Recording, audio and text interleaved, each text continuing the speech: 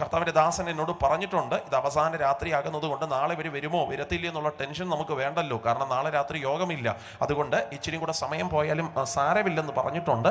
ആത്മനിയോഗത്തോടെ 11 മണി വരെ പറഞ്ഞെങ്കിലും 11 വരെ ഒന്നും പോകുന്നത് ശരിയല്ല. ഒരു 10:50 ആകുമ്പോഴത്തേക്കും നമുക്ക് യോഗം പരിസമാപ്തിയിലേക്ക് എത്തിക്കണം. സ്തോത്രം. നെഞ്ചത്തോട് ഒരു ഇടിപാട് പാസ് ചെയ്തു പാസ്റ്റേ, അത്രയൊന്നും പോകത്തില്ല. ഒരു നിശ്ചിത സമയമുണ്ട്. ആ സമയം എനിക്കും അറിയാം, നിങ്ങൾക്കും അറിയാം. അല്ലെങ്കിൽ തന്നെ ഇപ്പോഴും പറയുന്നത് പോലെ പ്രസംഗം തീർക്കുന്നത് നമ്മുടെ ഉദ്ദേശമല്ല. അങ്ങനെ ഒരു ഉദ്ദേശമേ നമുക്കില്ല.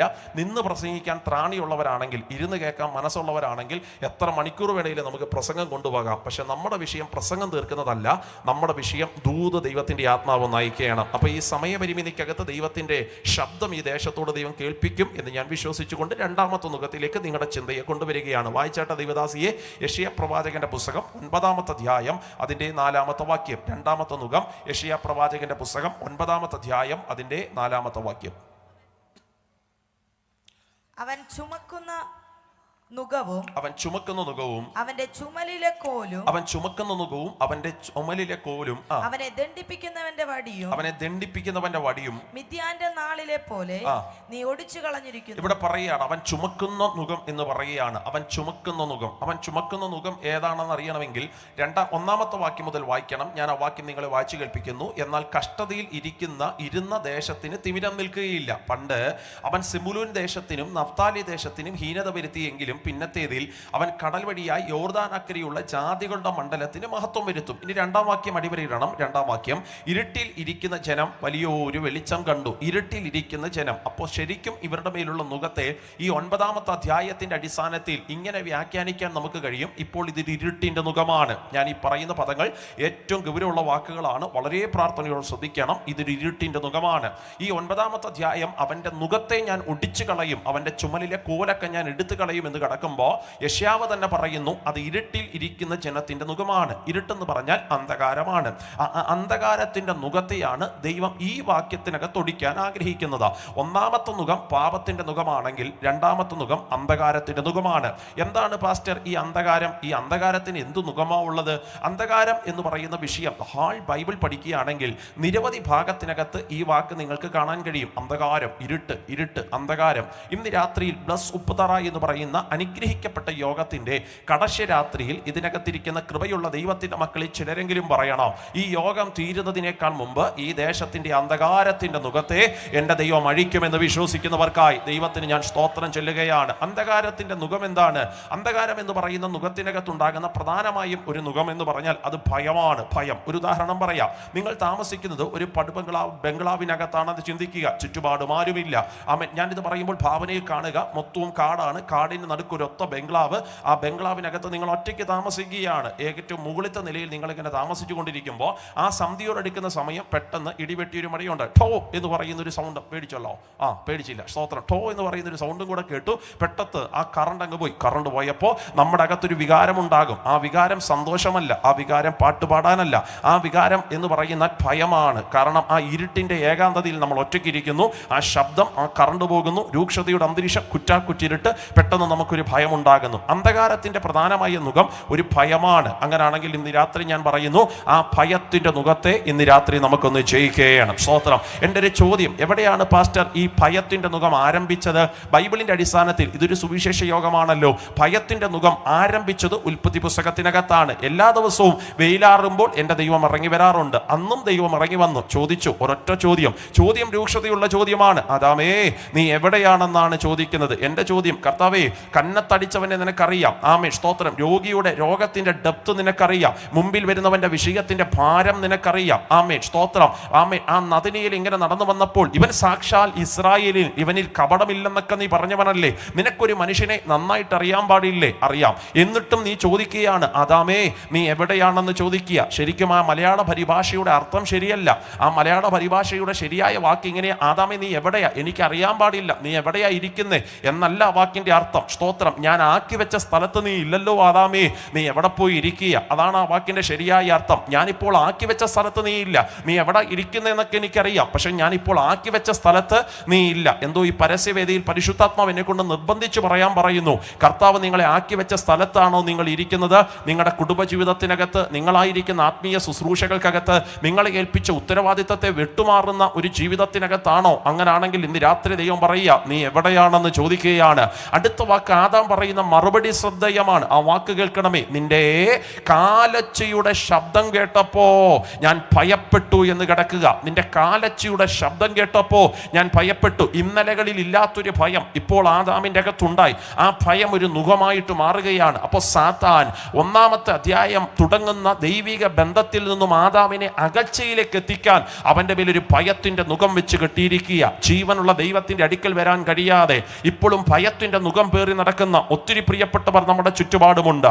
ഇന്ന് രാത്രിയിൽ എത്ര പേർ ദൈവത്തോട് പറയും, ഈ ഭയത്തിന്റെ നുകമൊന്ന് വെട്ടിയാൽ, അപ്പാ പിതാവേ എന്ന് വിളിക്കാൻ ഒരു പുത്രത്തിന്റെ ആത്മാവ് അവരുടെ ശിരസിനകത്തേക്ക് കെട്ടിയാൽ, ദാസത്വത്തിന്റെ ഭയപ്പാടിന്റെ ആത്മാവിൽ നിന്നും ദൈവം ചിലരെ ഈ ദേശത്തിനകത്ത് അവന്റെ മക്കളാക്കി വിളിക്കുമെന്ന് വിശ്വസിക്കുന്നവർക്കായി നന്ദിയോടെ ഞാൻ ദൈവത്തിന് സ്തോത്രം ചൊല്ലുന്നു. ഇപ്പോഴും ദൈവത്തിന്റെ കുഞ്ഞായി നിനക്ക് മാറാൻ പറ്റാത്തതിന്റെ കാരണം എന്നാണെന്നറിയാമോ?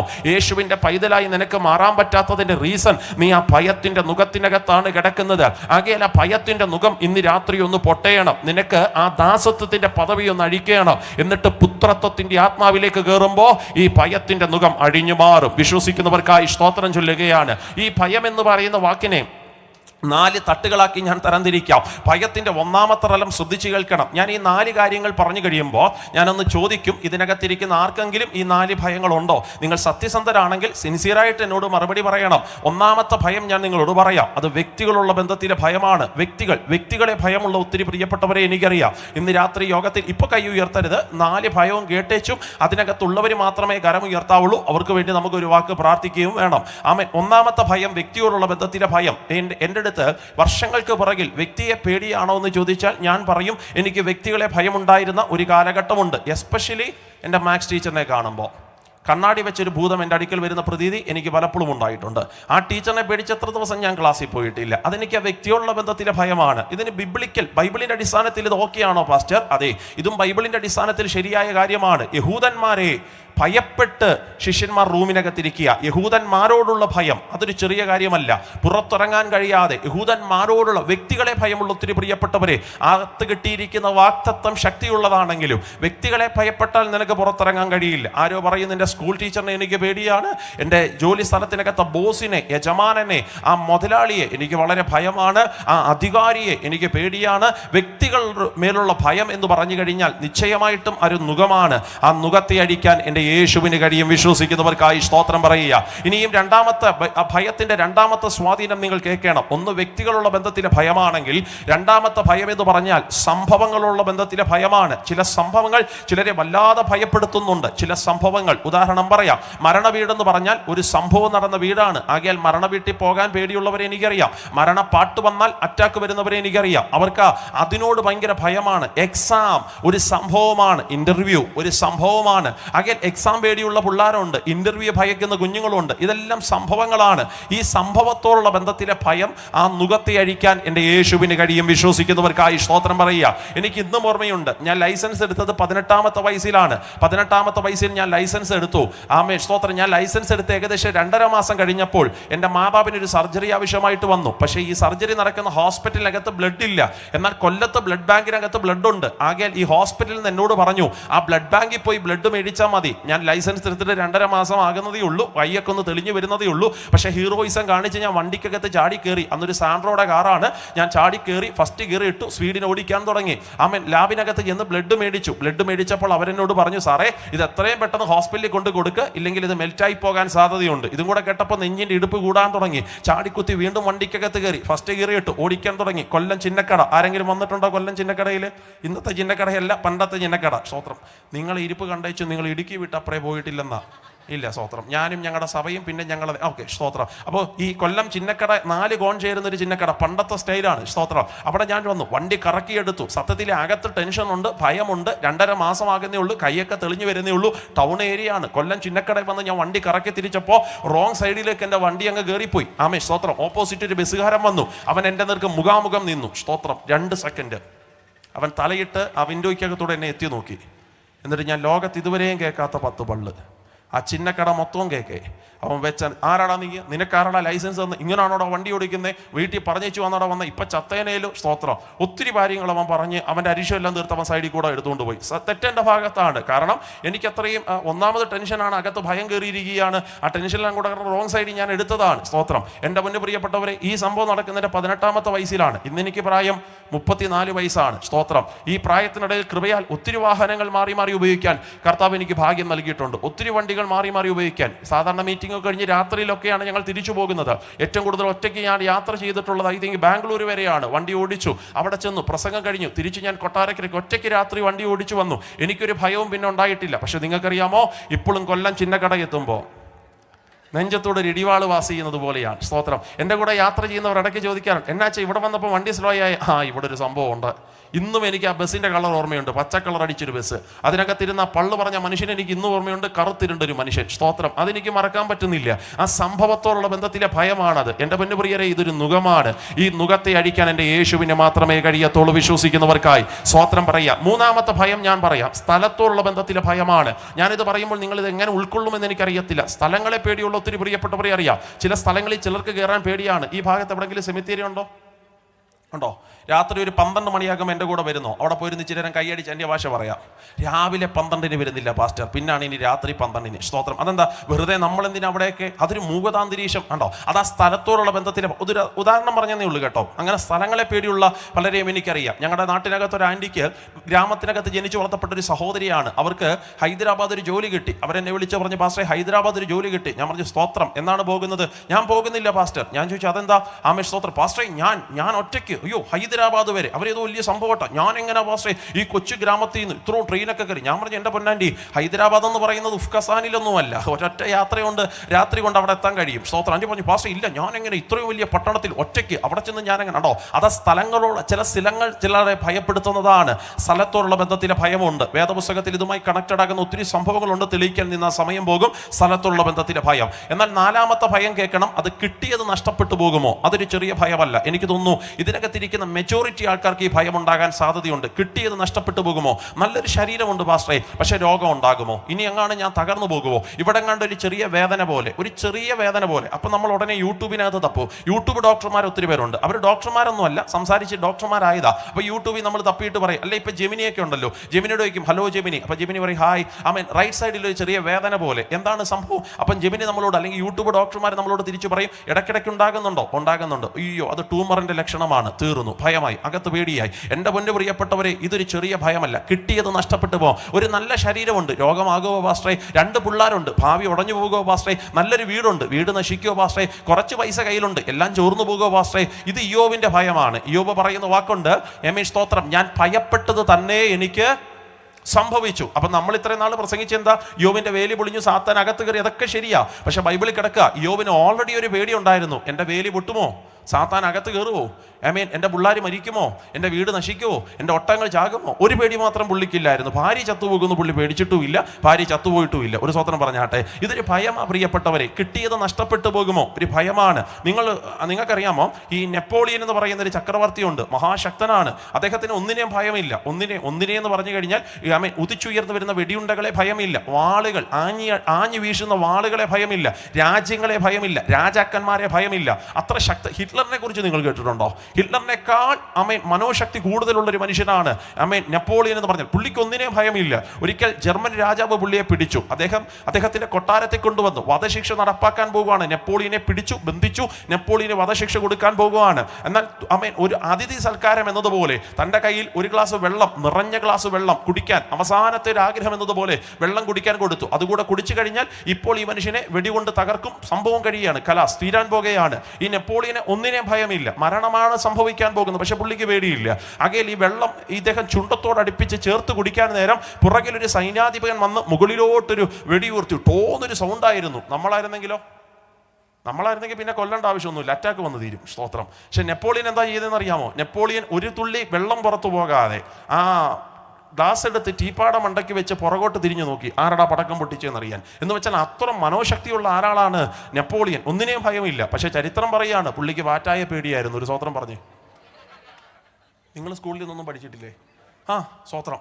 നെപ്പോളിയന്റെ രാജ്യങ്ങളെ പേടിയില്ല, രാജാക്കന്മാരെ പേടിയില്ല, ഉദിച്ചിരുന്ന് വരുന്ന വെടിയുണ്ടകളെ പേടിയില്ല. പക്ഷെ പുള്ളിക്ക് എന്തോ ഭയമാ, പാറ്റായ പേടിയാ. നമ്മളും പലപ്പോഴും ഇങ്ങനെ. നമുക്ക് ഈ പട്ടണത്തിനകത്ത് ഉപ്പുതറ ദേശത്തിനകത്ത് ഒരു കുട്ടിപ്പിശാചിനെയും പേടിയില്ല, ഒരു ദേശാധിപതിയും പേടിയില്ല, ഒരു പൈശാചിക മണ്ഡലത്തെയും പേടിയില്ല. പക്ഷെ നമുക്ക് വഴുതാരെ പേടിയാ, ഓടിക്കാൻ വരുന്ന പട്ടിയെ പേടിയുള്ളവരുണ്ട്. സ്തോത്രം. എൻ്റെ മുന്നു പ്രിയപ്പെട്ടവർ, ഇതൊരു ഭയമാണെന്നാണ് ഞാൻ ഈ പറഞ്ഞു വരുന്നത്. ഈ ഭയം ഒരു നുകമാണ് കേട്ടോ. ഈ നുകം അഴിക്കാൻ എൻ്റെ യേശുവിന് കഴിയും. വിശ്വസിക്കുന്നവർക്കായി സ്തോത്രം. ആമേൻ. ഏദൻ തോട്ടത്തിനകത്ത് ദൈവിക ബന്ധം നഷ്ടപ്പെട്ടപ്പോൾ ആദാമിന് കാലൊച്ച കേട്ടപ്പോൾ നടന്ന ഭയമാണ്. ഈ ഭയം ഇന്നും തലമുറകളകത്ത് വാഴുക. എത്ര പേര് പറയും എനിക്ക് യേശുവിൻ്റെ അകത്തൊന്നാകണം, ഈ ഭയത്തിൻ്റെ നുകം എന്നിൽ നിന്ന് അഴിഞ്ഞു പോകണം? ഇന്ന് രാത്രി ഞാൻ സിൻസിയറായി ചോദിക്കട്ടെ, ഈ ഭയമുള്ളവർ എന്ന് കരമുയർത്താൻ പറഞ്ഞു കഴിഞ്ഞാൽ, ഈ 4 ഭയങ്ങളിൽ ഏതെങ്കിലുമൊക്കെ ഭയമുള്ളവർ കരമുയർത്താൻ പറഞ്ഞാൽ എത്ര പേര് ആ കരമൊന്ന് ഉയർത്തി കാണിക്കും? ഈ 4 ഭയങ്ങളിൽ സത്യസന്ധം ഇതുപോലെ കള്ളം പറയുന്ന ഒരു കൂട്ടത്തെ ഞാൻ എൻ്റെ ജീവിതത്തിനകത്ത് കണ്ടിട്ടില്ലേ? എൻ്റെ മുന്നേ പ്രിയപ്പെട്ടവരെ, ഇതൊരു ഭയമാണ് കേട്ടോ. ഈ ഭയത്തിൻ്റെ നുകം നമുക്കൊന്ന് അഴിക്കണം. ആകയാൽ ഈ ഭയത്തിൻ്റെ നുകം അഴിക്കാനുള്ള പോംവഴിയാണ് ഞാൻ പറഞ്ഞത്. ആ ദാസത്വത്തിൻ്റെ പദവി പൊട്ടണം,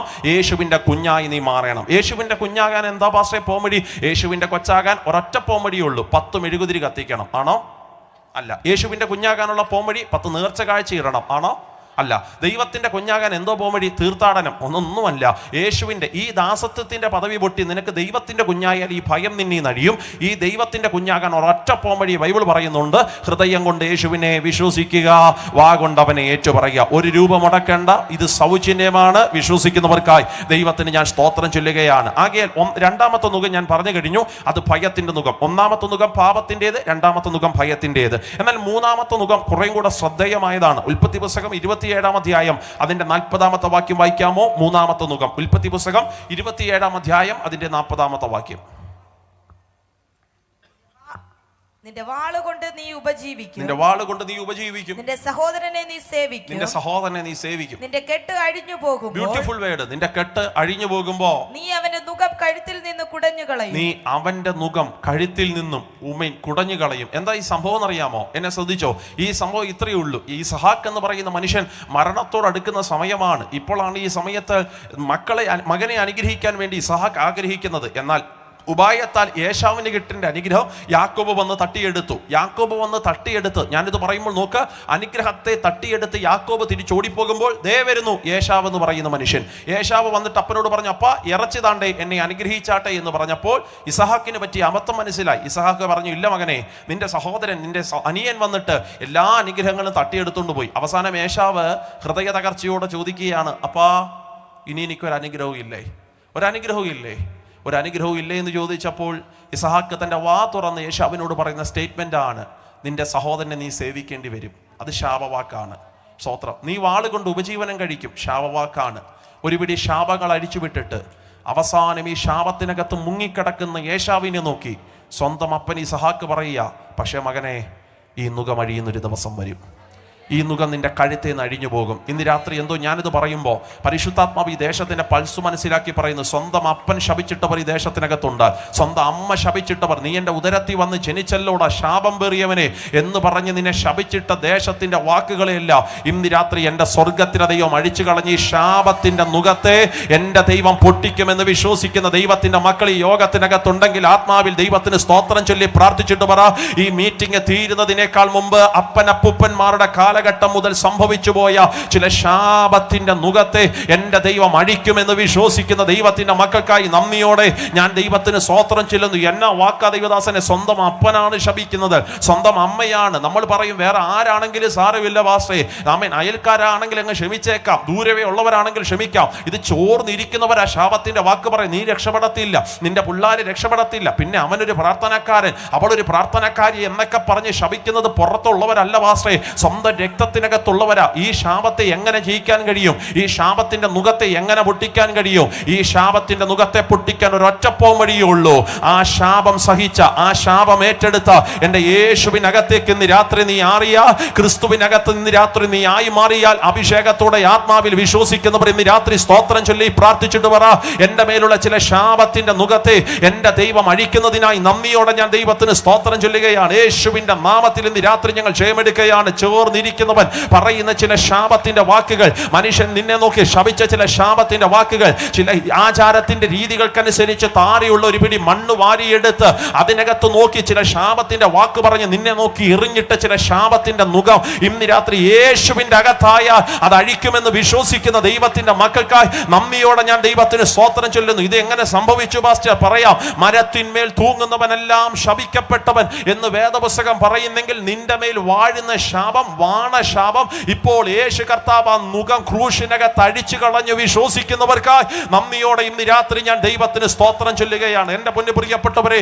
ഇനി ഞാൻ പറയുന്ന പദം കുറേയും കൂടെ ഗൗരവമായിട്ട് കേൾക്കണം. രണ്ട് കാളകളെ തമ്മിൽ ഏകോപിപ്പിക്കാൻ, രണ്ട് കാളകളെ തമ്മിൽ ഒരുമിപ്പിച്ചാക്കാൻ ഒരു നല്ല യജമാനൻ വയലിനകത്ത് ആ കാളയെ കൊണ്ടുവന്ന് ഇറക്കുന്നതിനേക്കാൾ മുമ്പ് അതിന്റെ മുകളിൽ വെച്ചുകൊട്ടുന്ന മരക്കഷ്ണത്തെയാണ് നുകം എന്ന് പറയുന്നത്. ഐ റിപ്പീറ്റ്, രണ്ട് കാളകളെ തമ്മിൽ ഏകോപിപ്പിക്കാൻ ഒരു യജമാനൻ, ആമേൻ, ആ യജമാനൻ അവയുടെ കഴുത്തിന്റെ മുകളിൽ വെച്ച് കെട്ടുന്ന ആ മരക്കഷ്ണത്തെയാണ് നുകം എന്ന് ആമേൻ പറയുന്നത്.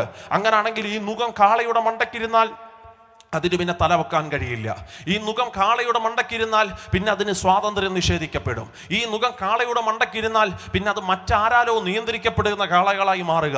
ഈ നുകം, ഈ മരക്കഷ്ണം ഒന്ന് എടുത്തുമാറാൻ, ഈ ശാപത്തിന്റെ മരക്കഷ്ണം ഒന്ന് എടുത്തുമാറാൻ ഇതാ മരത്തിന്മേൽ മറ്റൊരുവൻ തൂക്കപ്പെട്ട് കിടക്കുകയാണ്. എൻ്റെ പൊന്നു പ്രിയപ്പെട്ടവരെ, പെസഹായുടെ അന്ത്യത്താഴം കഴിഞ്ഞിട്ട് എൻ്റെ യേശു കർത്താവ് നേരെ കയറി ചെല്ലുന്നത് ആമേൻ വെള്ളം, ആമേൻ രക്തമൊഴുകുന്ന കെദ്രോൻ തോടിലേക്കാണ്. ഇനി ഞാൻ പറയുന്നതെല്ലാം ഭാവനെ കാണണം. ആ രക്തത്തിനകത്തേക്ക് യേശു കർത്താവ് കാലെടുത്ത് വെച്ച വെള്ളത്തിനകത്തേക്ക് കാലെടുത്ത് വെച്ച് തമ്പുരാൻ അടുത്ത സ്റ്റെപ്പ് എടുത്ത് വെക്കുമ്പോൾ ഉയർന്നൊരു പ്രദേശമാ. കണ്ടോ?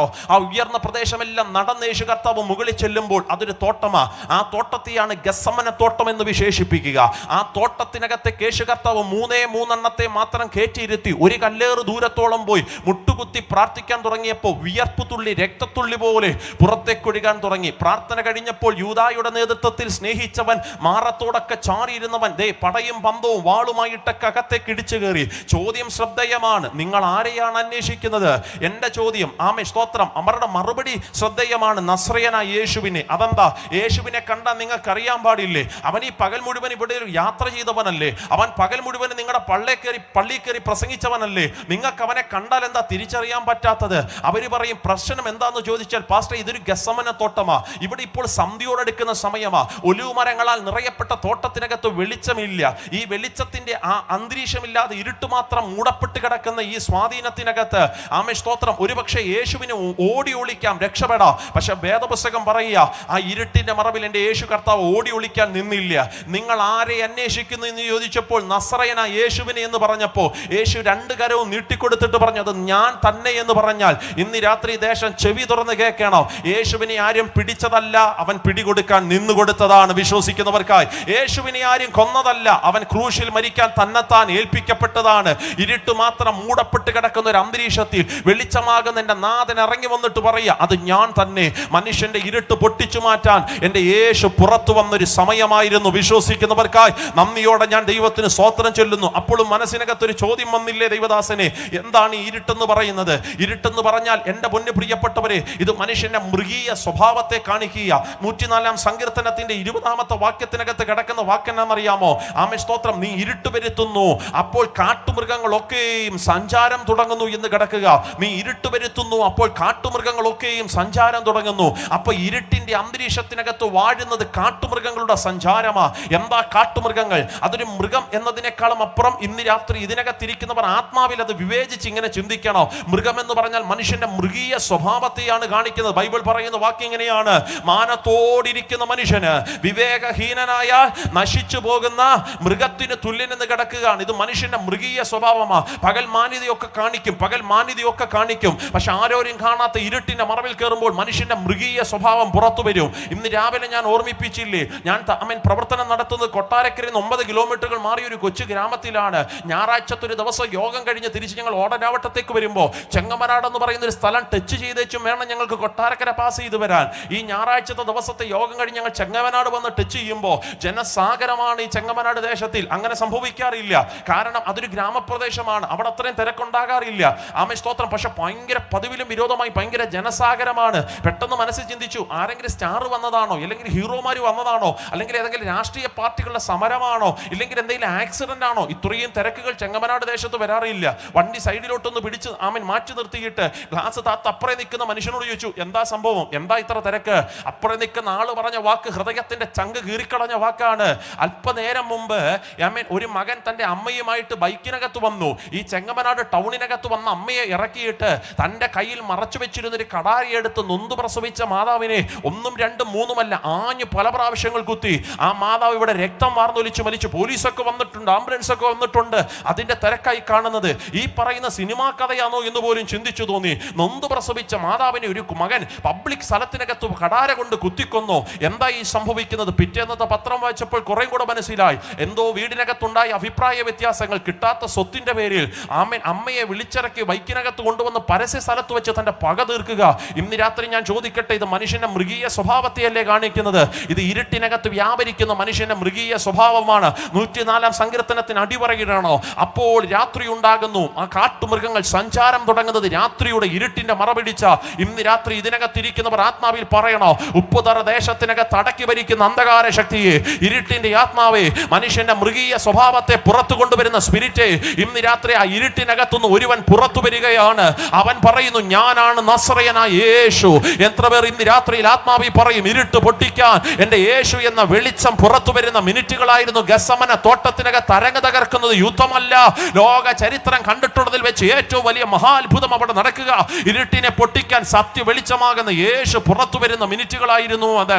യേശുവിനെ പിടിച്ചു പടയാളികൾ, ആമേ സ്തോത്രം, കൊണ്ടുവന്ന് കൈത്തളങ്ങൾ കൊത്തളത്തിനകത്ത് ബന്ധിച്ചു. പടയാളിയുടെ ചാട്ടവാറുകൾ യേശുവിന്റെ ശരീരത്തിനകത്തെ കാഞ്ഞുപിടിക്കുമ്പോ, എന്റെ പൊന്നു പ്രിയപ്പെട്ടവരെ, യേശു അയ്യോ എന്ന് വിളിച്ച് കരഞ്ഞിട്ടില്ല, യേശു അമ്മയെന്ന് പറഞ്ഞ് നിലവിളിച്ചിട്ടില്ല. അവൻ അവസാനത്തെ ക്രൂശിനെ സഹിക്കുകയായിരുന്നു, അല്ലെങ്കിൽ ആസ്വദിക്കുകയായിരുന്നു. വേദപുസ്തകം പറയുന്നു, അഭിമാനത്തോടെ കരമൊന്ന് ഉയർത്തി ശക്തിയോടെ പറയാമോ ഹല്ലേലൂയ. അടിയുടെ ഒടുവിൽ 2 എണ്ണത്തെ അപ്പുറവും ഇപ്പുറവും മാറ്റി നിർത്തി. ഒരൊറ്റ ചോദ്യം, പറ, നിങ്ങൾക്ക് ആരെ വേണം? അപ്പുറേ നിൽക്കുന്നത് യേശു കർത്താവ്, ഇപ്പുറേ നിൽക്കുന്നത് ബറാബാസ്. 2 പേരുകളുടെ സമുച്ചയം ചേരുന്നതാണ് ആ പദം. ബറാബാസ് എന്ന് പറഞ്ഞാൽ അബ്ബാസിന്റെ മകൻ എന്നാണ്. അബ്ബാസ് എന്ന് പറഞ്ഞാൽ പിതാവ് എന്നാണ് അർത്ഥം. അങ്ങനാണെങ്കിൽ അത് പിതാവിന്റെ പുത്രനാണ്. ഇപ്പുറേ നിൽക്കുന്നതും ഒരു പിതാവിന്റെ പുത്രനാണ്. എൻ്റെ പൊന്നു പ്രിയപ്പെട്ടവരെ, നമ്മുടെ മലയാള ഭാഷയ്ക്കകത്ത് കിടക്കുന്ന വാക്കുകൾക്കകത്തൊക്കെ ഒത്തിരി പരിമിതിയുണ്ട്. മലയാളത്തിൽ നമ്മൾ പ്രസംഗിച്ചും എടുത്തും ബറാബാസിനെ കള്ളനെന്നും മോഷ്ടാവെന്നും ഒക്കെ വിശദീകരിക്കുന്നുണ്ട്. പുള്ളി കള്ളനും മോഷ്ടാവും ഒന്നും അല്ല കേട്ടോ, തെറ്റിദ്ധരിക്കരുത്. ഇനി പ്രസംഗിക്കുമ്പോൾ അങ്ങനൊന്നും പറയരുത്. പുള്ളി കള്ളനും മോഷ്ടാവും ഈ വീട് കയറി കവർ ചെയ്യുന്ന പുള്ളിയൊന്നുമല്ല, അതൊന്നും അല്ല ബറാബാസ്. ബറാബാസ് എന്ന് പറഞ്ഞാൽ ആ കാലഘട്ടത്തിൽ റോമൻ ഭരണ സാമ്രാജ്യത്തിനെതിരെ യുദ്ധം നടത്താൻ ശ്രമിച്ച ഒരു വിപ്ലവകാരിയാണ്, ഒരു നല്ല രാഷ്ട്രീയ മനുഷ്യനാണ് ഈ ബറാബാസ് എന്ന് പറഞ്ഞാൽ. അവൻ ഈ റോമൻ ഭരണകാലത്തിന്റെ കിരാതനമായ ഭരണത്തെ കണ്ട് സഹികെട്ടിട്ട് ആ ഭരണത്തിനെതിരെ യുദ്ധം ജയിക്കാൻ ഇറങ്ങി വന്നൊരു നല്ല നേതാവാണ് ബറാബാസ് എന്ന് പറയുന്നത്. പക്ഷേ ഇവരെ സംബന്ധിച്ച് അവൻ കള്ളനാണ്, കാരണം സ്വന്തം രാജ്യത്തിനെതിരെ യുദ്ധം ചെയ്തവനാണ് അവൻ. അപ്പോൾ അവനെ സംബന്ധിച്ച് അവരെന്ന് പറയുന്നത് അവൻ കിരാതനായ ഒരു മനുഷ്യനാണ്. അതുകൊണ്ടാണ് ഇപ്പോൾ അവൻ തടവറയ്ക്കകത്ത് കയറിയിരിക്കുന്നത്. അവൻ ചോദ്യം വന്നു, ആരെ വേണം? ഇപ്പറേ നിൽക്കുന്നത് ആരാണ്? ഇപ്പറേ നിൽക്കുന്നത് വേണ്ടേ ആമൻ ലോകത്തിന്റെ എതിരെ ആമൻ സ്വത്രം വാളും പിടിച്ചുകൊണ്ട് യുദ്ധം ചെയ്ത ബറാബാസാണ് ഇപ്പറേ നിൽക്കുന്നത്. അപ്പറേ നിൽക്കുന്നത് ആരാണ്? ലോകത്തിന്റെ സമാധാനത്തിന് വേണ്ടി യുദ്ധം ചെയ്ത എൻ്റെ യേശുവാണ് നിൽക്കുന്നത്. കരമൊന്ന് ഉയർത്തി ഹല്ലേലൂയ പറഞ്ഞാട്ടെ. ചോദ്യം, നിങ്ങൾക്ക് ആരെ വേണം? നാട്ടുകാരെല്ലാം കൂടെ പറഞ്ഞു, ഞങ്ങൾക്ക് സമാധാനത്തിന്റെ പുത്രനെ വേണ്ട, ഞങ്ങൾക്ക് ആ വിപ്ലവകാരിയെ മതി, അവനെ മതി ഞങ്ങൾക്ക്. ഇന്നും നാടിനകത്തുണ്ടാകുന്ന പ്രശ്നം ഇതാണ്. ഇന്നും നാട്ടിനകത്ത് വിപ്ലവകാരികളെ മതി, സമാധാനത്തിന്റെ പുത്രന്മാരെ ആർക്കും വേണ്ട. അവസാനം ബറാബാസിനെ വിട്ടുകൊടുക്കുമ്പോൾ യേശു കർത്താവ് മാറ്റപ്പെട്ടു. ചോദ്യം വീണ്ടും ബാക്കി വന്നു, അപ്പോൾ നിങ്ങളുടെ രാജാവിനെ എന്തോ വേണം? ജനമെല്ലാം ആക്രോശിച്ചു, അവനെ ക്രൂശിക്കുക എന്ന് നിലവിളിക്കാൻ തുടങ്ങി. അവിടെ യേശുവിന്റെ ക്രൂശീകരണത്തിന്റെ ആഴം ആരംഭിക്കുകയാണ്. എന്റെ പൊന്നു പ്രിയപ്പെട്ടവരെ, ആമേൻ സ്തോത്രം. പാലസ്തീന്റെ പച്ചമണ്ണിനകത്തൂടെ യെരുശലേമിന്റെ തിരുവീതിയിലൂടെ യേശു കർത്താവ് ക്രൂശൻ ചുമന്നുകൊണ്ട് നടക്കുമ്പോൾ ദേണ്ടേ ആ ജനസാഗരത്തിനിടയിലേക്ക് യേശുവിന് പിന്നെ ക്രൂശ് ചുമക്കാൻ കഴിയുന്നില്ല. ബൈബിൾ പറയുന്ന വാക്യം എന്നാണെന്നറിയാമോ? യേശു കർത്താവ് ക്രൂശ് ചുമന്നുകൊണ്ട് പോകുന്ന വഴിയാത്രയിൽ പിന്നെ ക്രൂശ് ചുമക്കാൻ പറ്റാത്തത് കൊണ്ട് യേശു വീഴാൻ തുടങ്ങി. യേശു വീണപ്പോൾ അവന് എഴുന്നേൽക്കാൻ പറ്റുന്നില്ലെന്ന് കണ്ടപ്പോൾ പടയാളിയുടെ കണ്ണുകൾ സെർച്ച് ചെയ്യാൻ തുടങ്ങി. ഈ ക്രൂശിനെ ചുമക്കാൻ ഒരുത്തനെങ്ങാനും ഈ നാട്ടിലുണ്ടോ? ഈ ക്രൂശിനെ ചുമക്കാൻ ഒരുത്തനെങ്ങാനും ഈ നാട്ടിലുണ്ടോ? ഈ ക്രൂശ് ഒന്ന് തൊടാൻ ഒരുത്തനെങ്കിലും ഈ നാട്ടിനകത്തുണ്ടോ? അതെന്താ പടയാളിയെ, നിനക്ക് തൻ്റെ ഇടം ഇല്ലേ? നിനക്ക് മസിൽ പവർ ഇല്ലേ? പടയാളി പറയും, എനിക്ക് മസിൽ പവർ ഉണ്ട്, തൻ്റെ ഇടം ഉണ്ട്, പക്ഷെ ഞാൻ ഈ ക്രൂശ് തൊടുകയില്ല. അതെന്താ ഈ ക്രൂശ് തൊടാത്തത്? അല്പനാഴികം കൂടെ കഴിഞ്ഞു കഴിഞ്ഞാൽ, അല്പസമയം കൂടെ കഴിഞ്ഞു കഴിഞ്ഞാൽ യെരുശലേം എന്ന് പറയുന്ന ഒരു ഉത്സവത്തിലേക്ക് പോകുകയാ. അതേതാ ഉത്സവം? അത് പെസഹായുടെ ഉത്സവമാണ്. ഈ ഉത്സവത്തിൽ ഞങ്ങൾക്ക് പങ്കെടുക്കണമെങ്കിൽ ഈ ക്രൂശ് തൊട്ടാൽ പറ്റത്തില്ല. ക്രൂശ് തൊട്ടവൻ ശപിക്കപ്പെട്ടവനായി മാറും. ഈ ശാപത്തെ തൊട്ടാൽ പെസഹായ്ക്കകത്ത് ഞങ്ങൾക്ക് കയറിയിരിക്കാൻ പറ്റത്തില്ല. അതുകൊണ്ട് എല്ലാവരും വരാൻ പോകുന്ന സന്തോഷത്തിന്റെ തിമിർപ്പിനെ, പെസഹായെ വരവേൽക്കാൻ ക്രൂശ് തൊടാതെ മാറി നിൽക്കുമ്പോൾ പടയാളികളുടെ കണ്ണ് നേരെ വന്ന് പതിച്ചത് ഒരു ശിമോന്റെ അടുക്കിലേക്കാണ്. ഞാൻ ആ വാക്ക് വീണ്ടും വീണ്ടും റിപ്പീറ്റ് ചെയ്ത് പറയാം ദൈവദാസനെ. മലയാള ഭാഷയ്ക്കകത്ത് പരിമിതികളുണ്ടെന്ന് ഞാൻ പറഞ്ഞില്ലേ? മലയാളത്തിൽ കിടക്കുന്ന വാക്കെന്ന് പറയുന്നത് വയലിൽ നിന്ന് വരുന്ന ഷീമോൻ എന്നാണ്. അബദ്ധം പറ്റല്ലേ, അത് വയലിൽ നിന്ന് വരുന്ന ഷിമോൻ എന്നുള്ള മലയാള വാക്ക് തെറ്റാണ്. എന്നാൽ ഇതര ഭാഷകൾ പഠിക്കുമ്പോൾ വയലിൽ നിന്ന് വരുന്ന ഷീമോൻ എന്നല്ല, പട്ടണത്തിൽ നിന്ന് വരുന്ന ഷീമോൻ എന്നാണ് കിടക്കുന്നത്, സിറ്റിയിൽ നിന്ന് വരുന്ന ഷീമോൻ. എന്റെ ചോദ്യം, സ്കൂളിൽ പഠിക്കുന്ന കുഞ്ഞുങ്ങളോട് ഞാൻ പറയാം, മക്കളെ ഏതാ ഈ പട്ടണം എന്ന് അറിയാമോ? ഈ പട്ടണം ലിബിയ എന്ന് പറയുന്ന പട്ടണമാണ്. ലിബിയ എന്ന് പറയുന്ന പട്ടണത്തിൽ 2 നഗരങ്ങളാണുള്ളത്. അതിനകത്തൊരു നഗരമായി കുറേന എന്ന് പറഞ്ഞാൽ, ഈ കുറേന എന്ന് പറയുന്ന ലിബിയ എന്ന് പറയുന്ന പട്ടണത്തിൽ നിന്നും യെരുശലേമിലേക്ക് ഏകദേശം 1000 മൈലുകളുടെ വ്യത്യാസമുണ്ട്. ഈ യെരുശലേമിൽ നിന്നും ലിബിയയുടെ ഇടയ്ക്ക് 1000 മൈലുകളുടെ വ്യത്യാസമുണ്ടെങ്കിൽ 2 മരുഭൂമികൾ യാത്ര ചെയ്തിട്ട് വേണം ഇവൻ യെരുശലേമിനകത്തേക്ക് കയറി വരാൻ. നിങ്ങളൊന്ന് ചിന്തിച്ചേ, കൊട്ടാരക്കരയിൽ നിന്നും ഈ ഉപ്പുതറ എന്ന് പറയുന്ന ദേശത്തിനകത്ത് എത്താൻ എനിക്കൊരു 3.25 മണിക്കൂർ ഡ്രൈവ് ആവശ്യമായിട്ട് വന്നു. ഇതിനിടയിൽ ഏതെല്ലാം സ്ഥലത്തിലൂടെ ഞാൻ കയറി ഇറങ്ങിയാ വന്നത്. ഇതുപോലെ യെരുശലേം എന്ന് പറയുന്ന നാട്ടിലേക്ക് ഈ ലിബിയ എന്ന് പറയുന്ന കുറേന എന്ന് പറയുന്ന സ്ഥലത്തുനിന്ന് വരാൻ 2 മരുഭൂമികൾ അവർ കവർ ചെയ്യണം. ഇതിനിടയിൽ കാടും വനാന്തരങ്ങളും ഒക്കെ ഉണ്ട്. എൻ്റെ ഒരു കൊച്ചു ചോദ്യം, ഈ മനുഷ്യനെ ഒന്ന് തട്ടി വിളിച്ച് ചോദിക്കുക, ഹലോ ഷിമോനെ, നീ എന്തിനാ എത്ര റിസ്ക് എടുത്ത് യെരുശലേമിലേക്ക് ഇന്നേ രാവിലെ കയറി വന്നേ? ഈ പകൽ എന്തിനാ നീ കയറി വന്നേ? ഷിമോൻ പറയും, ഞാൻ ഈ കയറി വന്നത് എന്തിനാണെന്നറിയാമോ? യെരുശലേം പെസഹായുടെ ഉത്സവത്തിലേക്ക് പോകുകയാ. എനിക്ക് ഇതിൻ്റെ സന്തോഷം ഒന്ന് പ്രാപിക്കണം. സന്തോഷത്തെ ആഗ്രഹിച്ച് പട്ടണത്തിലേക്ക് കയറി വന്നവൻ ഇപ്പോൾ സന്തോഷമല്ല കാണുന്നേ.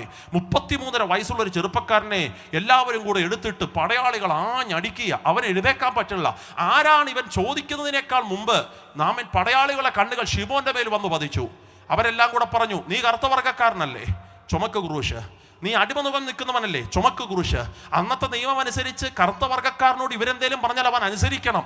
എന്നിട്ട് അവൻ പറഞ്ഞു, ഞാൻ ചെയ്യുകയില്ല, കാരണം എനിക്ക് പെസഹായ്ക്കകത്ത് കയറാൻ എനിക്ക് ക്രൂശ് തൊടാൻ പറ്റത്തില്ല. പക്ഷെ നിർബന്ധത്തിന് വഴങ്ങി ഷിമോൻ ഈ ക്രൂശ് തൊട്ടപ്പോ, എൻ്റെ പൊന്നുപ്രിയരെ, ചീട്ടുകൊട്ടാരം തട്ടി താഴെ ഇടുന്നത് പോലെ, തൻ്റെ സ്വപ്നങ്ങൾ പൊലിഞ്ഞതുപോയ പോലെ ഷിമോന് തോന്നി, ഇനി ഈ പെസഹായിൽ പങ്കെടുക്കാൻ കഴിയില്ല. എന്നാൽ ഈ ക്രൂശ് തൊട്ട് ഗോൽഗോഥ എന്ന മലയുടെ മുകളിലേക്ക് കയറുമ്പോൾ യേശുവിൻ്റെ ശരീരത്തിനകത്തുണ്ടായിരുന്ന മുറിവ് നിമിത്തം ആ രക്തം ആ ക്രൂശിൻ്റെ അറ്റത്തൂടെ ഇങ്ങനെ ഒഴുകുകയും അത് ഷിമോൻ്റെ ശരീരത്തിനകത്തൂടെ വ്യാപരിക്കാൻ തുടങ്ങി. ഇനി എൻ്റെ ഭാവനയാകട്ടെ, ഇനി ബൈബിളിനകത്തുള്ള സംഭവമല്ല ഞാൻ ഈ പറയുന്നത്, എൻ്റെ ഭാവനയാണ്. യേശുവിൻ്റെ ശരീരത്തിൻ്റെ രക്തം ഷിമോൻ്റെ ഡ്രസ്സിനകത്തെല്ലാം ആകാൻ തുടങ്ങി.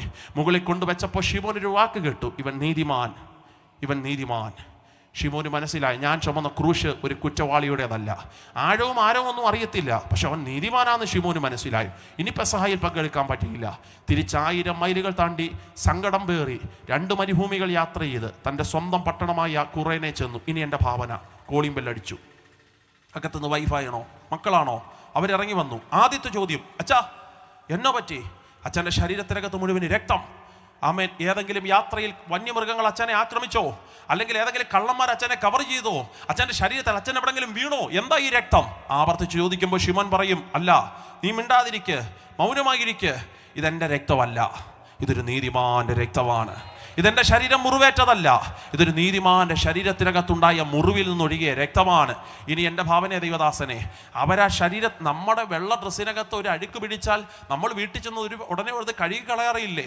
സാധാരണ ദൈവദാസന്മാരൊക്കെ ഞങ്ങളൊക്കെ വെള്ള വസ്ത്രം ധരിച്ചുകൊണ്ട് ഭക്ഷണം കഴിക്കാനിരിക്കുമ്പോൾ അങ്ങാണും എന്തിൻ്റെങ്കിലും ചാറ് പുറത്ത് വീണ ടെൻഷനാ, ഓടി ചെന്നിട്ട് അത് കഴുകി കളയാൻ ശ്രമിക്കും. ഈ രക്തം വീണ സ്ഥലം ആമേൻ മാത്രമല്ല, ഈ ഉടുപ്പ് മൊത്തവും ഷിമോന്റെ ഭാര്യ അലക്കി വെളുപ്പിച്ച് കാണുമായിരിക്കാം.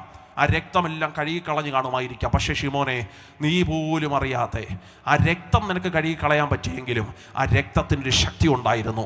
ആ ശക്തി നിന്റെ വീട്ടിലേക്ക് ഇന്ന് രാത്രി കയറി വരുന്ന രാത്രിയാ. എത്ര പേർ വിശ്വസിക്കുന്നുണ്ട്? ചില ശാപത്തെ പൊട്ടിക്കാൻ യേശു എന്ന മരക്കുരിശ് ചുമന്നതിൻ്റെ പേരിൽ, യേശുവിൻ്റെ ക്രൂശ് ചുമന്നതിൻ്റെ പേരിൽ ആ ശാപത്തിൻ്റെ മുഖം നിന്റെ വീട്ടിൽ നിന്നും ഇന്ന് രാത്രിയിൽ അഴിഞ്ഞു മാറുന്ന രാത്രിയാന്ന് വിശ്വസിക്കുന്ന ദൈവത്തിൻ്റെ മക്കൾ കരം അടിച്ചോ, കരം ഉയർത്തിയോ ഒക്കെ ചേർന്ന് ദൈവത്തിന്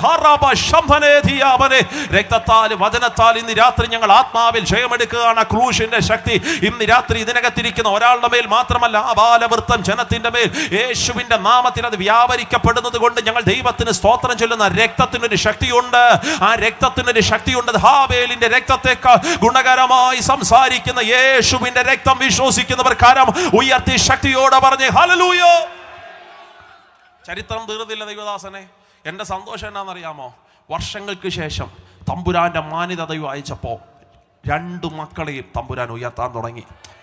നിർബന്ധത്തിന് വഴങ്ങി ക്രൂശ് തൊട്ടതിൻ്റെ പേരിൽ ശാപത്തിൻ്റെ മുഖം പൊട്ടിമാറി ഷീമോന്റെ വീട് അനുഗ്രഹിക്കപ്പെട്ടെങ്കിൽ ഇന്ന് രാത്രി മീറ്റിങ്ങിൻ്റെ അവസാന നിമിഷങ്ങൾ ഇത് അറിഞ്ഞുകൊണ്ടൊന്ന് ചുമന്നാലോ, ഇതറിഞ്ഞുകൊണ്ടൊന്ന് ചുമന്നാലോ. അല്പനേരം മുമ്പ് ഇവിടെ ദൈവദാസന്മാരിൽ ആരോ ഒരാൾ പ്രാർത്ഥിച്ചപ്പോൾ ഇങ്ങനെ പറഞ്ഞൊരു വാക്കുണ്ട്. ആ വാക്കിങ്ങനെയാണ്: ഈ ജനം ഇപ്പോൾ 3 നാളായി എന്നോടുകൂടെ പാർക്കുന്നു. എൻ്റെ മനസ്സിൽ എപ്പോഴും വരുന്ന സന്തോഷത്തിൻ്റെ വാക്കാ. അച്ഛൻ, ഈ മീറ്റിംഗ് നടക്കുന്ന മരുഭൂമിയില്ല, പക്ഷെ മീറ്റിംഗ് കഴിഞ്ഞപ്പോൾ യേശു പറയുക, ഈ ജനം മരുഭൂമിയിൽ 3 ദിവസമായിട്ട് ഇരിക്കുന്നല്ല, ഈ ജനം ഈ യോഗ സ്ഥലത്ത് ഇരിക്കുന്നല്ല, ഈ ജനം 3 നാളായി എന്നോടുകൂടെ പാർക്കുക. എൻ്റെ പൊന്നു പ്രിയപ്പെട്ടവരെ, ജസ്റ്റ് 3 ദിവസം യേശുവിൻ്റെ യോഗത്തിലിരുന്നവർ അവനോട് കൂടെ ഇരുന്നതിൻ്റെ പേരിൽ അവർ വിശപ്പിനെ യേശു അറിഞ്ഞെങ്കിൽ, ഒന്ന് അറിഞ്ഞുകൊണ്ട് ഈ ക്രൂശ് ചുമന്നാൽ, ഒരു പുരുഷായുസ് മുഴുവനും അവന്റെ പുറകിൽ നടന്നാൽ, 3 ദിവസം ഇരുന്നവരെ ദൈവം മറന്നു കളഞ്ഞില്ലെങ്കിൽ, ഒരു ആയുസ് മൊത്തം അവന്റെ പുറകിൽ നടന്നാൽ, എത്ര പേർ ഇന്ന് രാത്രി വിശ്വസിച്ചിട്ട് പറയൂ, എനിക്ക് ഈ ക്രൂശ് ഇന്ന് രാത്രി ഒന്ന് ചുമക്കേണോ, എനിക്ക് യേശുവിന്റെ രക്തത്തിന്റെ അംശയായി ഇന്ന് രാത്രി ഒന്ന് മാറണോ, എന്റെ മേൽ കടക്കുന്ന ചില ശാപത്തിന്റെ മുഖത്തെ ഇന്ന് രാത്രി എനിക്കൊന്ന് അഴിച്ചു കളയണോ. ആത്മാവിൽ ഇന്ന് രാത്രി പ്രാർത്ഥിക്കുന്നവർ ശബ്ദമുയർത്തി ശക്തിയോടെ ഹല്ലേലൂയ, നന്ദിയോടെ ദൈവത്തിന് സ്തോത്രം ചൊല്ലുകയാണ്.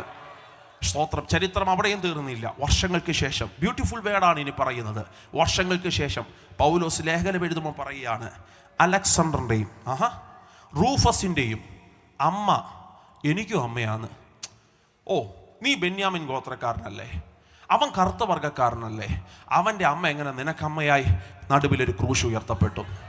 ജാതീയ വർഗീയ വർണ്ണ വ്യത്യാസത്തിന്റെ നടുച്ചുവറന്റെ ദൈവം ഇടിച്ചു കളഞ്ഞു. ഇന്ന് രാത്രി ശാപത്തിന്റെ മുഖം ഈ ദേശത്തുനിന്ന് പൊട്ടിമാറണോ. ജാതികളുടെ പേര് പറഞ്ഞ്, മതത്തിന്റെ പേര് പറഞ്ഞ് ചില ശാപത്തിന്റെ മുഖം പട്ടണത്തിനകത്ത് എടുത്തു വെച്ച പൈശാചിക ശക്തിയെ ഇന്ന് രാത്രി പറ, മനുഷ്യരായി ഞങ്ങൾ ഒന്നാന്ന് പറ, മതം ഞങ്ങളുടെ നടുവിൽ ഇല്ലെന്ന് പറ. യേശുവിന്റെ നാമത്തിൽ ആരോ പറയുന്നു, നീ കറുത്തവനാ, ഞാൻ വെളുത്തവനാ, നിനക്ക് പണമുണ്ട്, എനിക്ക് പണമില്ല. ആരോ ഇന്ന് രാത്രിയിൽ അങ്ങനെയൊക്കെ ഈ ദേശത്തിനകത്ത് വിവേചനമിട്ട്, വർണ്ണ വ്യത്യാസമിട്ട് ചില സ്പിരിറ്റുകൾ നടത്തുന്നുണ്ടെങ്കിൽ, അകത്ത് അഭിഷേകമുള്ള ദൈവത്തിന്റെ കുഞ്ഞു പറയണോ, നടത്തപ്പെടുന്ന ഈ ആത്മീയ യോഗത്തിൽ നടുച്ചുവർ ഇടിച്ചു കളഞ്ഞത് എന്റെ യേശുവിന്റെ ക്രൂശിനകത്തെ ശാപം പൊട്ടിമാറിയെങ്കിൽ, ഇനി ഈ ദേശത്തിനകത്ത് അപ്പനെ അപ്പനായിട്ടും പെങ്ങളെ പെങ്ങളായിട്ടും കാണുന്ന ഒരു ദൈവശക്തി ഞങ്ങളുടെ മേൽ വ്യാപരിക്കുമെന്ന് വിശ്വസിക്കുന്നവർ കരമുയർത്തി ശക്തിയോടെ പറഞ്ഞ് ഹല്ലേലൂയ.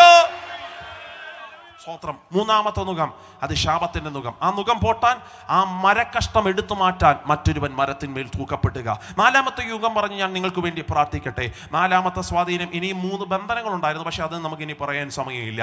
ആകയാൽ 4-ാമത്തെ മുഖം പറഞ്ഞ് ഞാൻ അവസാനിപ്പിക്കുകയാണ്. അടുത്ത മുഖം എന്ന് പറഞ്ഞാൽ, വായിക്കാമോ ദൈവദാസിയെ? ആമേൻ. ലൂക്കോസിന്റെ സുവിശേഷം 13-ാമത്തെ അധ്യായം അതിന്റെ 16-ാമത്തെ വാക്യം. ലൂക്കോസിന്റെ സുവിശേഷം 13-ാം അധ്യായം അതിന്റെ 16-ാമത്തെ വാക്യം. എന്നാൽ സാത്താൻ 18 സംവത്സരമായി ബന്ധിച്ചിരുന്ന അബ്രഹാമിന്റെ മകളായ ബന്ധനം. അതിന്റെ മറ്റൊരു ട്രാൻസ്ലേഷൻ അവിടെ നുകമാണ് കിടക്കുന്നത്. ഇതൊരു ബന്ധനമാണ്. സാത്താൻ 18 സംവത്സരമായി നുകം വെച്ച് കെട്ടി ഇറക്കിയിരിക്കുന്ന ഈ സഹോദരിയെ, അബ്രഹാമിന്റെ മകളെ ഞാൻ രക്ഷിക്കേണ്ടതല്ലയോ എന്ന് പറയുക.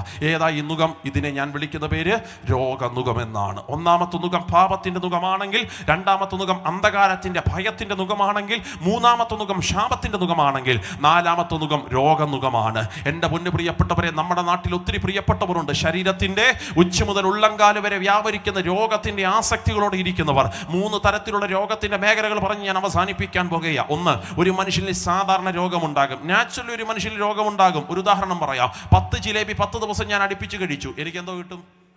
എന്തോ കിട്ടാനാ പാസ്റ്റർ? ഇൻസുലിൻ എടുക്കാം. എല്ലാ ദിവസവും ഞാൻ ചിക്കനും മട്ടനും മാത്രമേ കഴിക്കുന്നുള്ളൂ, എനിക്ക് എന്നാ വരും? കൊളസ്ട്രോൾ വരും. ഞാൻ പറയുന്നത് പിശാചിനെ ശാസിച്ചിട്ട് ഒരു ഗുണമില്ല. നാം മന്തി കഴിക്കുന്ന ഇച്ചിരി കുറച്ചാൽ മതി. ഒരു സ്വതന്ത്രം പറഞ്ഞേ, സ്വതന്ത്രം. അത് രോഗം, അത് സാധാരണ ഉണ്ടാകുന്നത്, നാച്ചുറലി രോഗം ഉണ്ടാകും. ഒരു മനുഷ്യൻ്റെ ബോഡിയുടെ സിസ്റ്റമാണ് അതൊക്കെ. എന്നാൽ രണ്ടാമത്തെ രോഗമല്ല, രോഗത്തിൻ്റെ ആത്മാവാണ്.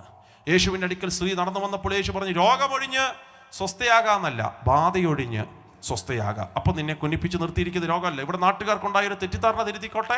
ഈ കഴിഞ്ഞ കുറച്ച് നാൾക്ക് മുമ്പ് കോവിഡ് രൂക്ഷമായപ്പോൾ നാട് മൊത്തവും സോഷ്യൽ മീഡിയയിൽ പെന്തക്കോസുകാർക്കെതിരെ ട്രോൾ അഴിച്ചു വിട്ടു. നാട് മൊത്തം പറഞ്ഞു, എന്തിയാടാ പ്രാർത്ഥിക്കുന്നവനൊക്കെ മാളത്തിൽ കയറി വിളിച്ചോ, ഈ കോവിഡ് നിന്ന് സൗഖ്യമാക്കാൻ നിന്റെ ദൈവത്തിന്റെ താണിയില്ലേ. എൻ്റെ പൊന്നു ബ്രദറേ, കേരളത്തിൽ അടങ്കൽ വാടുന്ന രോഗത്തെല്ലാം കൂടെ സൗഖ്യമാക്കാൻ ഇവിടെ ഒരു മനുഷ്യനും പ്രസ്താവന നടത്തിയിട്ട് എനിക്കറിയാൻ പാടില്ല. അങ്ങനെയാണ് ഇവിടെ മെഡിക്കൽ കോളേജ് വേണ്ടല്ലോ. ഒരു സ്വതന്ത്രം പറഞ്ഞേ, നമ്മളെ നടുവിൽ ഈ നേഴ്സിങ്ങിന് പോയ പിള്ളേരൊക്കെ എന്തിനാ, പിന്നെ ഡോക്ടർമാരായ പിള്ളേരൊക്കെ എന്തിനാ? നമ്മൾ മരുന്നിനൊന്നും എതിരല്ല, പക്ഷെ വിശ്വസിക്കുന്നവനെ ദൈവം അന്നും സൗഖ്യമാക്കിയിട്ടുണ്ട്, ഇന്നും സൗഖ്യം. വിമർശിക്കുന്നവനെ അല്ല, വിശ്വസിക്കുന്നവനെ ദൈവം സൗഖ്യമാക്കിയിട്ടുണ്ട്.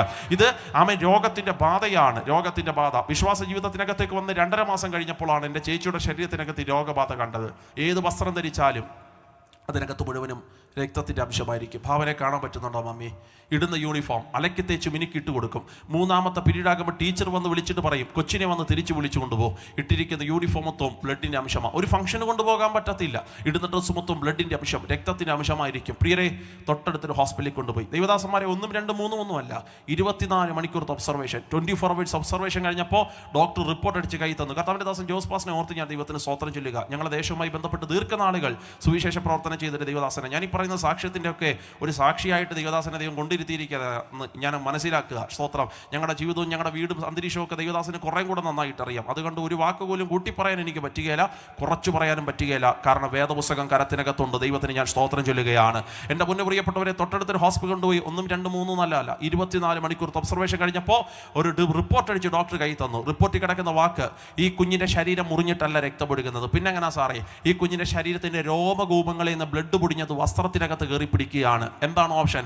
മെഡിക്കൽ കോളേജിലേക്ക് കൊണ്ടുപോകും, ഇല്ലേ കുഞ്ഞ് മരിച്ചു പോകാൻ സാധ്യതയുണ്ട്. റെഫറൻസ് ലെറ്റർ മെഡിക്കൽ കോളേജിലേക്കാണ്. വിശ്വാസത്തിൽ വന്നിട്ട് 2.5 മാസം.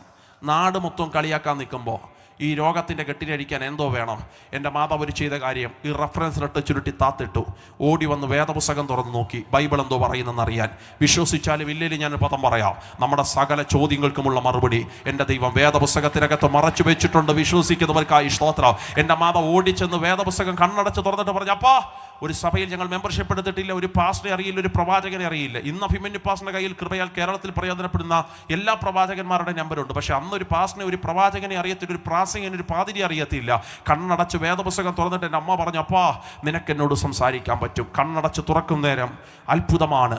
പുതിയ നിയമത്തിൽ ഒരു വാക്യം തന്നെ കണ്ണിപ്പെട്ടു. വാക്യം, രക്തസ്രാവമുള്ളവൾ എൻ്റെ വസ്ത്രത്തിൻ്റെ തൊങ്ങൽ തൊട്ടപ്പോൾ അവളെ രക്തസ്രാവം നിന്നുപോയി. എൻ്റെ മാതാവിന് മനസ്സിലായി, എൻ്റെ യേശു ഏതൊരു വിഷയത്തിനകത്തും അവൻ സംസാരിപ്പാൻ സർവശക്തനായ ദൈവമാണ്. എൻ്റെ മമ്മി അടുത്ത് ചെയ്ത കാര്യം, എൻ്റെ ചേച്ചിയെ പിടിച്ച് റൂമിനകത്ത് കൊണ്ടുവന്ന് ഡോറ് ലോക്ക് ചെയ്ത്, അന്ന് അർച്ചനും കുട്ടിക്കും കുടുംബത്തിനും ഇരുന്ന് ആരാധിക്കാനേ ഒരു പ്ലാസ്റ്റിക് പാ പോലും ഇല്ല. അന്ന് ഞങ്ങൾക്കുള്ളത് ഒരു പുൽപ്പായാണ്. അത് വിരിച്ചിട്ടിട്ട് എൻ്റെ മാതാവ് പ്രാർത്ഥിക്കാൻ തുടങ്ങി. പ്രാർത്ഥന ശൈലി എങ്ങനെയാണെന്നറിയാമോ ദൈവദാസനെ? ഒരു കരം ആ വാക്യത്തിന്റെ മുകളിൽ വെച്ചു, മറുകരം എൻ്റെ സഹോദരിയുടെ മണ്ടയ്ക്ക് വെച്ചിട്ട് പറഞ്ഞപ്പോ, ഈ വാക്യം സത്യമാണെങ്കിൽ ഇതിനകത്തുള്ള രോഗശാന്തിയുടെ അഭിഷേകം ഈ കൈയിലൂടെ പാസ് ചെയ്ത് എൻ്റെ കൊച്ചിൻ്റെ ശരീരത്തിലോട്ടൊന്ന് കയറി പിടിക്കട്ടെന്ന്. കുറച്ച് മിനിറ്റുകളുടെ പ്രാർത്ഥനയാണ്. പ്രാർത്ഥന കഴിഞ്ഞ് എൻ്റെ മാതാവ് കണ്ണ് തുറന്ന് നോക്കിയതേ, എൻ്റെ സഹോദരി ഇട്ട ഡ്രസ്സിനകത്ത് രക്തമുണ്ടോന്ന്.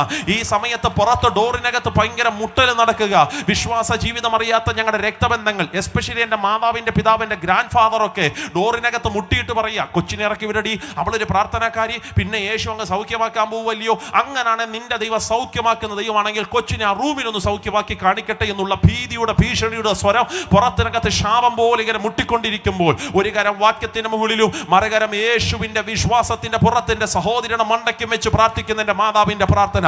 ഉപ്പുതറദേശമേ, ഇന്ന് രാത്രി ഒരു സുവിശേഷകൻ എന്ന രീതിയിൽ ഉറപ്പിച്ച് ഞാൻ പറയാം, ഇതൊരു യുദ്ധമാണ് കേട്ടോ.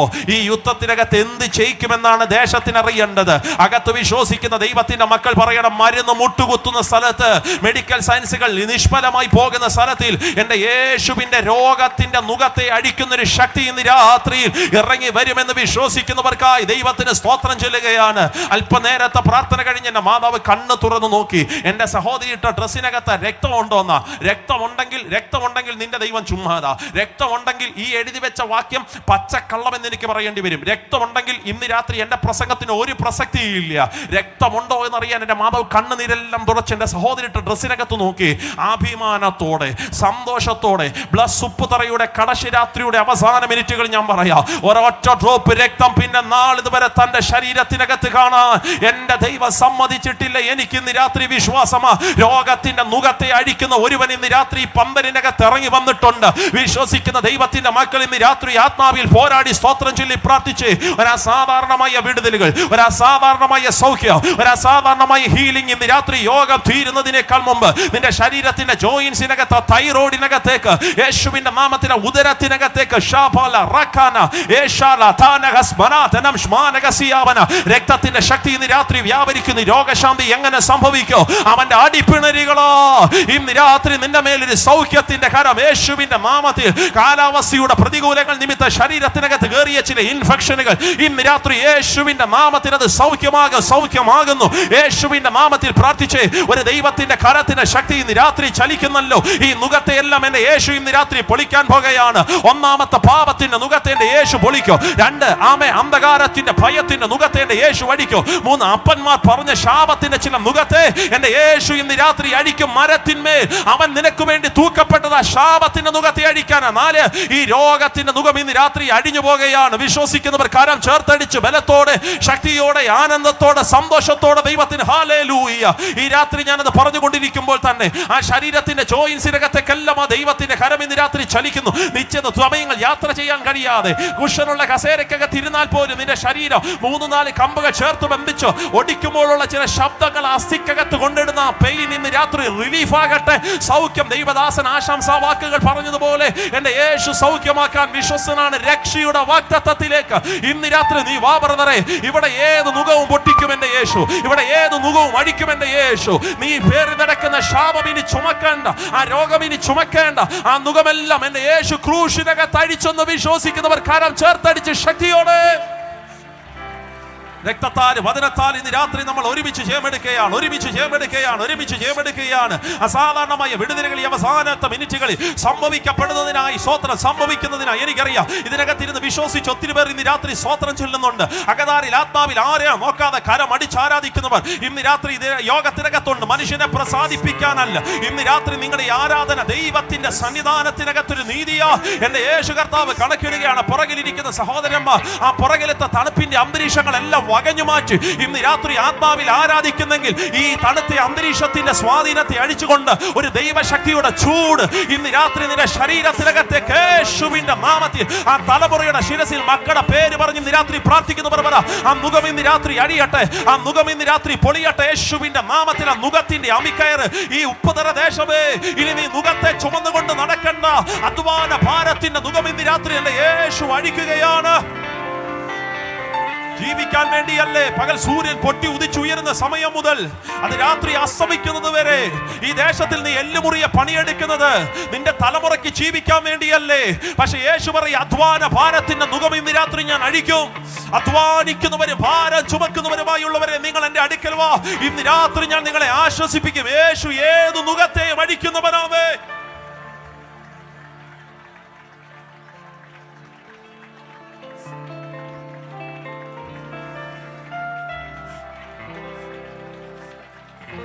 Lord the Holy Spirit, ഇവർ വിട്ടേച്ചു വന്ന വീടുകളെ ഇന്ന് രാത്രി ഞങ്ങൾ രക്തത്തിൽ മറയ്ക്കുകയാണ്. ഇവർ വിട്ടേച്ചു വന്ന വീടുകളെ, ഈ ദേശത്തിനകത്ത് ചെറുപ്പക്കാരെ ഇന്ന് രാത്രി ഞങ്ങൾ രക്തത്തിൽ മറയ്ക്കുക. മദ്യത്തിന്റെ നുകത്തിനകത്ത്, ലഹരിയുടെ നുകത്തിനകത്ത്, സെക്ഷൽ ഇമ്മോറാലിറ്റിയുടെ നുകത്തിനകത്ത്, സോഷ്യൽ മീഡിയയുടെ നുകത്തിനകത്ത് ഈ ദേശത്തിനകത്ത് തലമുറകളെ പെടുത്തിക്കളയാൻ ശ്രമിക്കുന്ന സ്പിരിറ്റുകൾ ഉണ്ടെങ്കിൽ ആ നുകം ഇന്ന് രാത്രി എന്നെ യേശു അഴിക്കുമെന്ന് വിശ്വസിക്കുന്നവർ കരമടിച്ച് ശക്തിയോടെ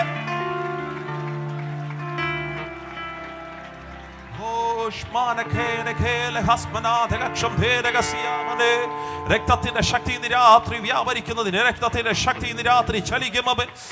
രക്തത്തിന്റെ ശക്തി ഇന്ന് രാത്രി വ്യാപരിക്കും. സ്വസാനങ്ങളിൽ എഴുന്നേറ്റ് നിൽക്കാൻ കഴിയുന്നവരെല്ലാം സ്വസാനങ്ങളിൽ എഴുന്നേറ്റ് നിന്നാണ്. ലാസ്റ്റ് മിനിറ്റ് പറയാൻ അവസാനത്തെ മിനിറ്റുകളെ പ്രാർത്ഥനകളാണ്.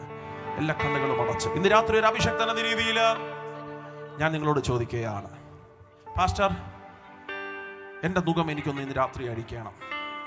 എനിക്കറിയാം ആദ്യ ദിവസങ്ങൾ കർത്താവിൻ്റെ ദാസൻ സുഭാഷ് പാസ്റ്റർ ക്രൂശിൻ്റെ ആഴമൊക്കെ ശക്തമായിട്ട് ഇവിടെ പ്രസ്താവിച്ചു. അതുകൊണ്ടാണ് ഞാൻ ആ വിഷയത്തിലേക്കൊന്നും അധികം പോകാതെ ഈ കോമണായ വിഷയം ഇന്നലെയും ഇന്നുമായിട്ടൊക്കെ സംസാരിച്ചത്. ഇനി ബൈബിൾ പറയുന്ന 3 ബന്ധനങ്ങളൊക്കെ ഉണ്ട്. അതൊന്നും ഇന്ന് രാത്രി നമുക്ക് പ്രസംഗിക്കണ്ട. പക്ഷേ ഈ കേട്ട ദൂതിന് മുമ്പാകെ ഇന്ന് രാത്രി നമുക്കൊന്ന് സമർപ്പിക്കണം. എത്ര പേര് പറയും ഈ യോഗം കഴിഞ്ഞ് ഇനി ഒരു മുഖം എൻ്റെ മേൽ വാഴാൻ പാടില്ല? അച്ഛാ, ഇന്ന് ഉച്ച കഴിഞ്ഞ് ഇപ്പം നേരം പ്രാർത്ഥിക്കുമ്പോൾ പരിശുദ്ധാത്മാവിനോട് പറയുന്നു, വിശ്വാസത്തിനകത്ത് ഇരുന്നിട്ടും വന്നിട്ടും സഭായോഗത്തിൽ ഇരുന്നിട്ടും മനസ്സുകൊണ്ട് പിന്മാറിയിരിക്കുന്ന ആത്മീയ അന്തരീക്ഷത്തെ കെടുത്തിക്കളഞ്ഞ ഒത്തിരി പ്രിയപ്പെട്ടവർ ഇന്ന് രാത്രിയുണ്ട്. അവർക്ക് ഇന്ന് രാത്രി ഒരു മടങ്ങി വരവൻ്റെ രാത്രിയാ. നീ ആരോടും പറയണ്ട. നീ പുറമേ പള്ളിയിലൊക്കെ വരുന്നുണ്ട്, നീ സ്വത്രാഴ്ചയും ഇടുന്നുണ്ട്, നീ പാട്ട് പാടുന്നുണ്ട്, കൈയൊടിക്കുന്നുണ്ട്. പക്ഷെ മനസ്സുകൊണ്ട് നീ ദൈവത്തോട് ഭയങ്കരമായ അകന്നകന്ന് പ്രാർത്ഥനാ ജീവിതമില്ലാതെ, ആരാധന ഇല്ലാതെ നീ പുറകിലേക്ക് പോകുകയാ. ഇന്ന് രാത്രി ഒരു മടങ്ങി വരവൻ്റെ രാത്രിയാ. ആ മുഖം ഇന്ന് രാത്രി കർത്താവ് അഴിക്കും. പിന്മാറ്റം ഒരു മുഖമാ ബ്രദറെ. ആ മുഖം ഇന്ന് രാത്രി എൻ്റെ യേശു അഴിക്കാൻ സർവശക്തനാണ്. വിശ്വസിക്കുന്നവരൊക്കെ ഇന്ന് രാത്രി സ്തോത്രം ചൊല്ലി പ്രാർത്ഥിച്ച് എത്ര പേർ ഇന്ന് രാത്രി മനസ്സുകൊണ്ട് പ്രാർത്ഥിക്കും? അപ്പോൾ തന്നെ ഒരു അഭിഷക്തൻ എന്ന രീതിയിൽ ഞാൻ നിങ്ങളോട് അവസാനമായി ചോദിക്കുകയാണ്, പാസ്റ്റർ എനിക്ക് വേണ്ടി ഇന്ന് രാത്രി ഒരു വാക്കൊന്ന് പ്രാർത്ഥിക്കുകയാണ്. ലാസ്റ്റ് മിനിറ്റുകളുടെ പ്രയറുകളാണ്. കർത്താവിൻ്റെ ദാസൻ പറഞ്ഞതുപോലെ ഇനി അടുത്ത വർഷം യേശുവിൻ്റെ വരവ് താമസമാണെങ്കിൽ മാത്രമേ ഈ ദേശത്തിലുള്ളവർക്ക് ഒരുമിച്ചിരിക്കാൻ ഇങ്ങനൊരു സാഹചര്യം സാവകാശം. ഈ പ്രാദേശിക ദേശത്തെല്ലാം കൺവെൻഷനുകൾ നടക്കും. പക്ഷേ ബ്ലസ്സുപ്പതറായി എന്നൊരു മീറ്റിങ്ങിന് ഇനി ഒരു വർഷത്തെ ഇടവേളയുണ്ട്. ഇന്ന് രാത്രി അവസാന മിനിറ്റുകൾ എത്ര പേര് പറയും എനിക്ക് വേണ്ടി ഒന്ന് പ്രാർത്ഥിക്കണം, എൻ്റെ മുഖമൊന്ന് അഴിക്കണം, എൻ്റെ കുഞ്ഞുങ്ങൾക്ക് വേണ്ടി ഇന്ന് രാത്രി പ്രാർത്ഥിക്കണം? ഭാഷ ഇങ്ങനെ മനസ്സുകൊണ്ട് ആഗ്രഹിക്കുന്നവർ, ഇങ്ങനെ മനസ്സുകൊണ്ട് പ്രാർത്ഥിക്കുന്നവർ എല്ലാവരും ഒന്നും കരമുയർത്തേണ്ട. എനിക്കൊരു മുഖമുണ്ടെന്ന് തോന്നുന്നു പാസ്റ്റർ, പ്രസംഗിച്ചപ്പോൾ എൻ്റെ മേലൊരു മുഖമുണ്ടെന്ന് എനിക്ക് തോന്നുന്നു പാസ്റ്റർ. അത് രോഗമാകാം, അത് ശാപമാകാം, അത് അന്ധകാരമാകാം, ഭയമാകാം, ഭാവമാകാം. ഏത് മുഖമാണെങ്കിലും ഇന്ന് രാത്രി എനിക്കൊന്ന് അഴിയണമെന്ന് മനസ്സുകൊണ്ട് ആഗ്രഹിക്കുന്നവർ, അങ്ങനെയുള്ളവർ മാത്രം ആ കരങ്ങളൊന്ന് ഉയർത്തി കാണിച്ചേ.